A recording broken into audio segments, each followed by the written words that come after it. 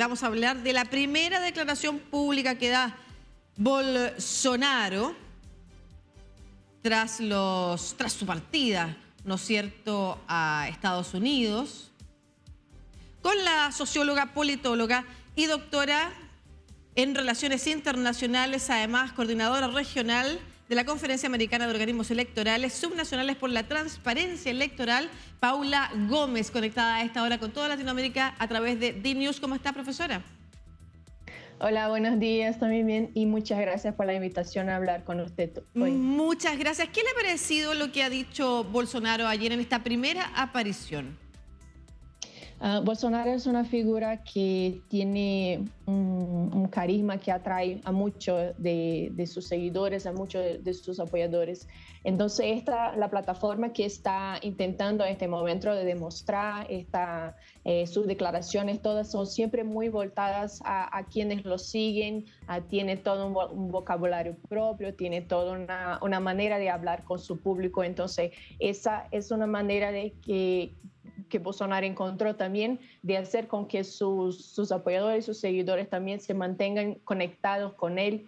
Son declaraciones siempre muy polémicas, son declaraciones siempre muy acaloradas, pero esta es la manera con que hace política. Siempre se dice que es un antipolítico cuando de verdad es un político que sabe muy bien lo que está haciendo, lo que está hablando, es muy bien asesorado. Entonces así es una manera de hacer con que esté siempre en la televisión, esté siempre en los medios de comunicación y principalmente esté siempre en las redes sociales. Es una manera también de demostrar que tiene relevancia, mismo no siendo más un político que está en el poder aquí en Brasil, pero ahora una figura pública que quiere ser una oposición, una figura pública que quiere ser una figura relevante en la política brasileña. Perfecto, entonces estamos hablando de declaraciones, como usted dice, acaloradas, incendiarias, como también se conocen cuando hace llamados que son fervorosos, ¿no es cierto?, para un grupo que lo apoya y que es un grupo más, no sé si podríamos decir radicalizado necesariamente en términos políticos, o defínamelo usted, pero al menos mucho más emocional, que responde precisamente a ese tipo de discurso. Sí, son personas que se identifican de alguna manera con su forma de pensar, con sus ideas. Ahí es una parte de la población que entiende muy bien cómo habla, porque también hay un aspecto de la política hoy en día también que no atrae mucho a las personas por ser un tema muchas veces que es complicado, de difícil comprensión. Entonces Bolsonaro tiene esta estrategia también de hablar muy bien con su público de una manera muy directa y de una manera también que haga con que ellos comprendan todo lo que está diciendo, todas sus propuestas de una manera muy, muy clara y muy sencilla. Claro, es muy contraria a la época, por ejemplo, de la política de la sobriedad, de la política de la técnica, que es parte también de lo que se está construyendo en el mundo de discursos que terminan mermando la democracia. La democracia no ha resuelto los problemas, este tipo de la clase política no ha resuelto los problemas. Estamos hablando de un hombre que lleva muchas décadas en política en Brasil, pero que no había estado en la primera línea, entonces también se construye como desde el antisistema, como el antipolítico, como usted señalaba. Ahora, en este discurso que da frente al grupo Yes Brasil USA, que es el grupo que lo ha invitado ahí en Orlando a este restaurante para manifestar su adhesión a él, con ese discurso que él da, ¿de qué manera puede contribuir o no a que pueda efectivamente generar cierta estabilidad en Brasil tras la crisis que terminó teniendo su punto más álgido el 8 de enero pasado? De verdad que la crisis en términos de las elecciones aún permanece hasta el momento, sobre todo porque no hubo el reconocimiento por parte de Bolsonaro de su derrota. Entonces eso hace con que la crisis se extienda un poco hasta este momento. Entonces sabemos que tuvimos las elecciones, pero las elecciones aún son un tema que es constante hasta este momento. Y en democracias consolidadas, democracias que son reconocidamente plenas, sabemos que este aspecto de reconocimiento de la derrota del candidato que salió derrotado es un aspecto súper importante. Entonces sus falas en este momento contribuyen para que la crisis se extienda un poco más de lo que debería. Mm, Cuando estamos hablando de un contexto de investigaciones en torno a lo que ha pasado por el asalto, ¿no es cierto?, del pasado 8 de enero, lo que vemos en imágenes, lo que recordamos en imágenes, y que ha impactado al mundo entero, ¿no es cierto? Líderes de todas partes del mundo y transversales sectores políticos han condenado lo que ha pasado ese día, incluso el mismo Bolsonaro. Sin embargo, hay cuestionamientos y por eso está en el marco de la investigación también, cuánto contribuyeron sus discursos, su no decisión de entregar el mando, los decretos y las ideas que circulaban a su alrededor en torno a no reconocer el triunfo y al contrario, empujar un golpe de Estado, cuánto ha incidido ese comportamiento y si tiene o no responsabilidad judicial, lo dirá efectivamente la justicia brasileña más adelante. Responsabilidad política, eso es lo que sí nosotros podemos contestar a partir de lo que ustedes mismos nos comentan, los analistas, los cientistas políticos, las cientistas políticas en este caso. ¿Cómo se puede en ese contexto considerar sus palabras respecto del gobierno de Lula? No durará mucho. Pueden estar seguros, en poco tiempo tendremos noticias. Por sí solo, si este gobierno continúa en la línea que ha demostrado en estos primeros 30 días, no durará mucho. ¿Cómo debemos interpretar y calificar esas declaraciones? Esa es una secuencia del tipo de estrategia que Bolsonaro viene siguiendo en los últimos años. Entonces, mismo cuando estaba en la presidencia y mismo cuando estaba como candidato en las últimas elecciones, siempre tuvo esta posición de ser una oposición a Lula. Entonces, siempre tiene esta narrativa de que el otro gobierno no era bueno, de que su gobierno que fue bueno, es un seguimiento de la estrategia que ya viene utilizando en los últimos años.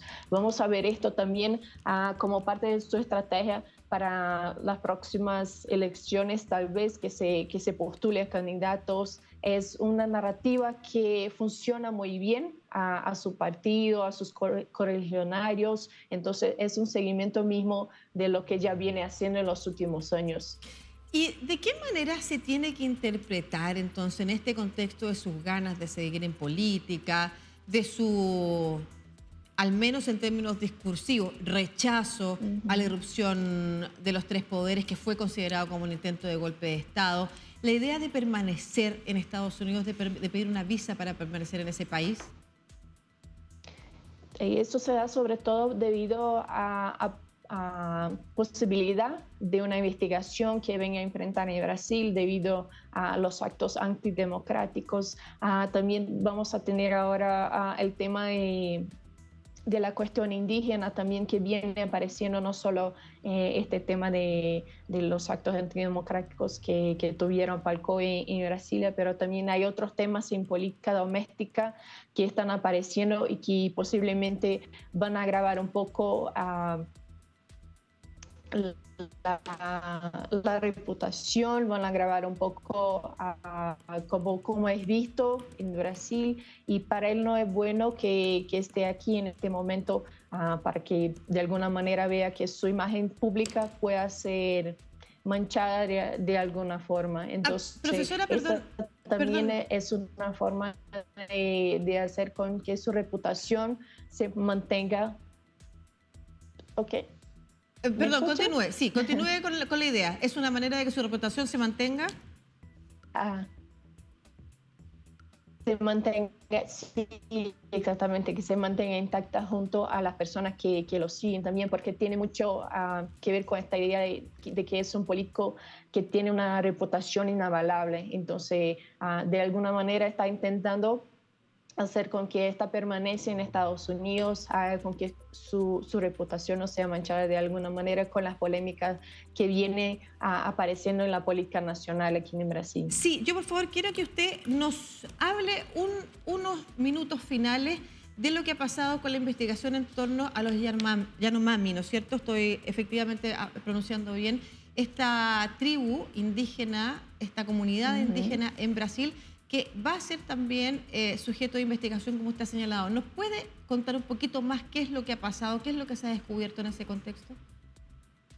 Sí, se ha descubierto que en los últimos años los indígenas Yanomami son una etnia que vive en el extremo norte de Brasil y estaban por estos últimos años desasistidos. Entonces tuve un ingreso muy largo de la minería en los locales donde viven. y la ministra de Derechos Humanos está investigando, otros técnicos también del gobierno federal están investigando, pero los indígenas están con cuadros de desnutrición y cuadros de doenças causadas por el uso de mercurio en el agua que consume, que es muy impactante. Entonces, eso está haciendo, y ya se postularon en los últimos 4 años, postularon varias denuncias hechas por entidades del gobierno mismo, solicitando que fueran tomadas algunas medidas de contención de esta entrada de la minería ilegal en las Tejas Yanomamis, pero nada fue hecho. Entonces, en este momento van a hacer la investigación también a ver si hubo negligencia por parte del gobierno federal en los últimos años en este tema de los indígenas Yanomami. Claro, de hecho se está hablando de investigar a Bolsonaro por genocidio, porque estamos hablando de muchas muertes en un territorio indígena que tiene el porte de Portugal. No estamos hablando tampoco de un sector menor, y por eso se habla de la crisis humanitaria. Estoy leyendo un artículo del País, el diario El País de España, que habla de la crisis humanitaria en tierra Yanomami y precisamente cómo hay decenas o cientos de niños que no solamente han fallecido, sino que también están hoy en situaciones de desnutrición y muy graves en términos de salud. Por eso se ha llegado a hablar de genocidio.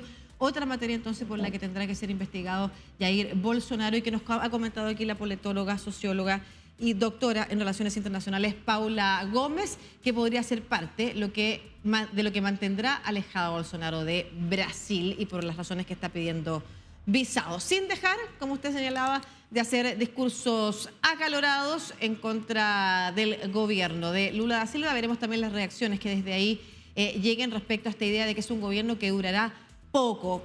No sé si efectivamente es posible desear que un gobierno durará poco. Vemos la crisis en Perú con gobiernos que se han sucedido uno tras otro sin poder concluir su mandato.